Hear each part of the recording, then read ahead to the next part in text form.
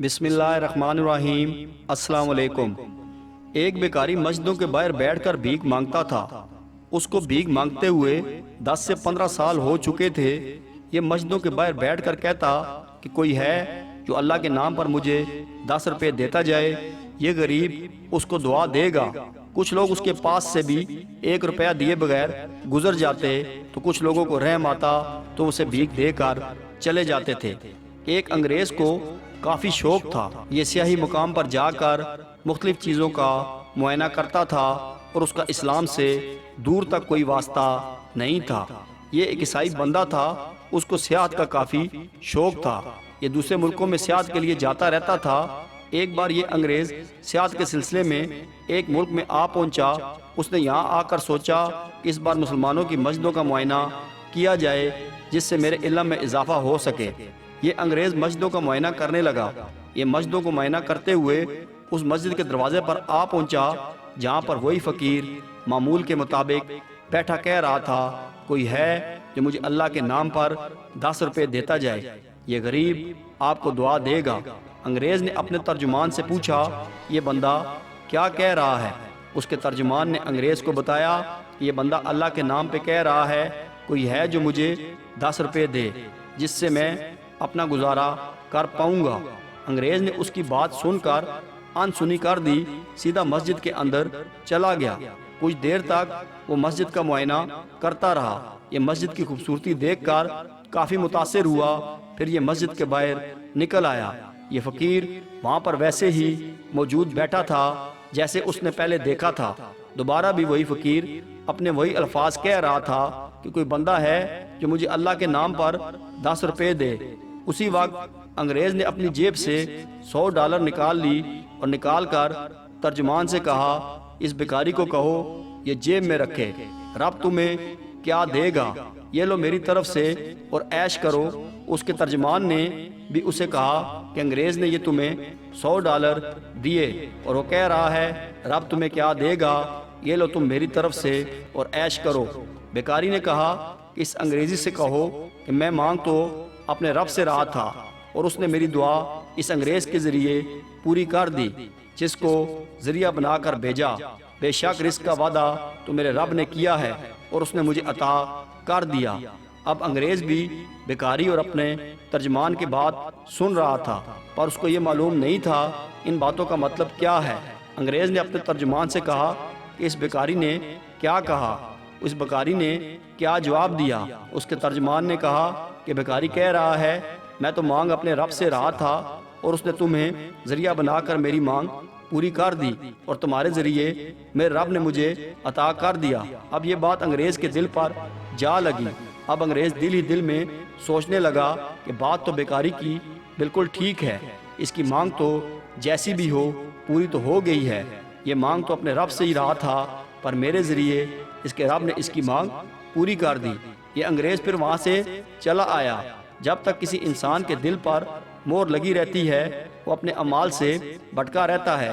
کچھ دن تک مسجدوں کو معائنہ کرنے کے بعد انگریز نے سوچا کیوں نہ اب ریگستان کا چکر لگا کر صرف کی جائے۔ انگریزوں کے اندر جستجو ویسے بھی کافی پائی جاتی ہے۔ انگریز نے اپنے ترجمان سے کہا کہ مجھے ریگستان کا چکر لگانا ہے اور ہم وہاں پر کوئی دن رہ کر معائنہ کریں گے۔ اس کے ترجمان نے کہا ٹھیک ہے، ہم صبح ہوتے ہی سفر پر روانہ ہو جائیں گے۔ جیسے ہی صبح ہوئی انگریز نے اپنے دل کی مراد کو پورا کرنے کے لیے ریگستان کا رخ کر لیا۔ اب انگریز اور اس کا ترجمان یہ دونوں ریگستان کے اندر پہنچ گئے۔ انگریز نے ریگستان کے اندر آ کر کیمپ لگا لیا۔ 1 سے 2 دن یہاں معائنہ کرنے کے بعد اس کی دلچسپی اور بڑھ گئی۔ یہ اپنے ساتھ 2 دن کا سامان لائے تھے۔ ان کے پاس اب پانی اور سامان ختم ہو رہا تھا۔ انگریز نے اپنے ترجمان سے کہا کہ ہمارے پاس جو بھی سامان باقی تھا وہ ختم ہو چکا ہے، لیکن میرا دل نہیں چاہ رہا واپس جانے کو، میں یہاں پر کچھ دن اور رکنا چاہتا ہوں۔ تم ایک کام کرو، شہر جا کر سامان لے آؤ کیونکہ ہمارے پاس آج تک کا سامان اور پانی بچا ہے، یہ نہ ہو یہ بھی ختم ہو جائے۔ اس کا ترجمان ریگستان سے روانہ ہو کر شہر کی طرف چلا گیا۔ 3 سے 4 گھنٹے گزر جانے کے بعد اس کا ترجمان واپس نہیں آیا۔ اب اوپر سے موسم کافی خراب ہونے لگ گیا تھا۔ جب ریگستان کے اندر ریت کا طوفان آتا ہے، وہ انسان پوری طرح سے اس کے اندر دفن ہو سکتا ہے اور پتہ تک نہیں چلتا انسان کہاں غائب ہو گیا۔ اب کچھ ہی دیر میں اوپر سے گرد و غبار اٹھا اور اس نے پوری طرح سے انگریز کے کیمپ کو اکھاڑ ڈالا۔ انگریز بھی خود کو بچتے بچاتے ہوئے وہاں سے ریگستان کے اندر کھو گیا اور اوپر سے طوفان کافی تیز ہو چکا تھا۔ اب انگریز کو نہ تو کوئی بندہ دکھائی دے رہا تھا اور نہ ہی کوئی بندے کی بو، کیونکہ طوفان پوری طرح سے تباہی لا چکا تھا۔ 1 سے 2 گھنٹے بعد طوفان ختم ہو گیا۔ اب انگریز کو یہ معلوم نہیں تھا کہ یہ کہاں پر موجود ہے۔ یہ 2 سے 3 فٹ ریت کے اندر دب چکا تھا۔ اس نے کسی طرح کر کے خود کو ریت سے باہر نکالا، پھر اس کی سانس پھول رہی تھی۔ اس نے ہمت نہیں ہاری اور رات کافی گہری ہو چکی تھی۔ نہ ہی اب اس کے ترجمان کو پتا تھا کہ انگریز کہاں ہے، کیونکہ اب اس کا ترجمان وہاں پر آ بھی نہیں سکتا تھا۔ پہلے سے ہی طوفان نے اتنی تباہی مچا رکھی تھی۔ انگریز کو اب پورا اندازہ ہو چکا تھا کہ اس کی موت کے علاوہ کوئی اور سہارا نہیں بچا، کیونکہ اب اس کو کافی شدید پیاس نے گھیرا ہوا تھا۔ اس کے پاس نہ پانی تھا اور نہ ہی کچھ کھانے کو، کیونکہ اس کا کیمپ طوفان کی وجہ سے سینکڑوں دور جا چکا تھا۔ اب اسے ایک ہی چیز دکھائی دے رہی تھی اور وہ تھی موت۔ کہتے ہیں جب انسان برے وقت میں پھنس جاتا ہے تو اسے کوئی دوسرا راستہ دکھائی نہیں دیتا، پھر وہ رب کی طرف رجوع کرتا ہے۔ اب انگریز نے سوچا کہ میں نے جس وقت اس بیکاری کو پیسے دیے تھے، اس بیکاری کی دعا قبول ہو گئی اور میں اس کو پیسے دینے کا ذریعہ بنا۔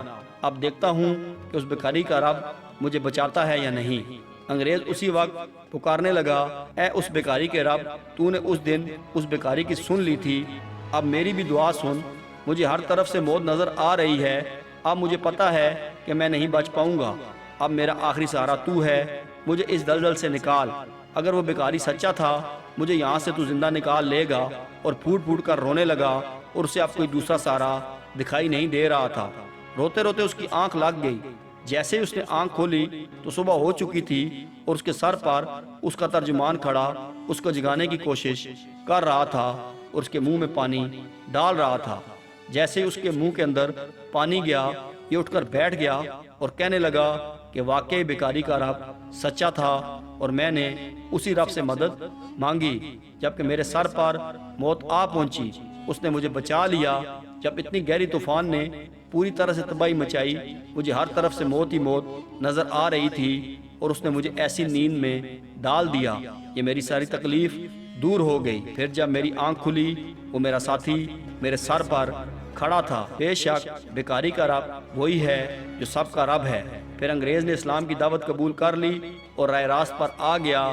بے شک پروردگار تو وہ ہے جو ہزاروں میٹر سمندر کی گہرائیوں کے نیچے لاکھوں پتھر موجود ہوں اور اس کے نیچے ایک کیڑا بھی رہتا ہے تو میرا رب اس تک بھی رزق پہنچاتا ہے اور اس کے ہر حال سے باخبر ہے، ہر چیز پر قادر ہے۔